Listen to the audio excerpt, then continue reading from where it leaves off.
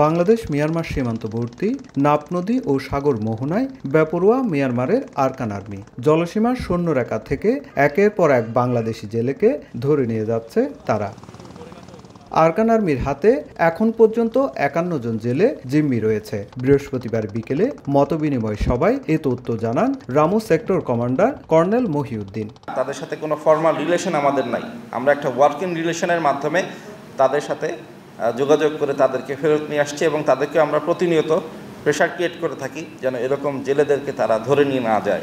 বাংলাদেশের সঙ্গে থাকা পুরো সীমান্তের নিয়ন্ত্রণ এখন মিয়ানমারের বিদ্রোহী গোষ্ঠী আরকান আর্মির হাতে। আর দেশটির অভ্যন্তরে সরকারি বাহিনীর সঙ্গে যুদ্ধ ও সংঘাতময় পরিস্থিতির মধ্যে সক্রিয় রোহিঙ্গাদের কয়েকটি সন্ত্রাসী গোষ্ঠীও। এ কারণে সীমান্তে আরকান আর্মির তৎপরতাও বৃদ্ধি পেয়েছে, আর সেই সুযোগে জেলেদের ধরে নিয়ে যাচ্ছে বিদ্রোহীরা।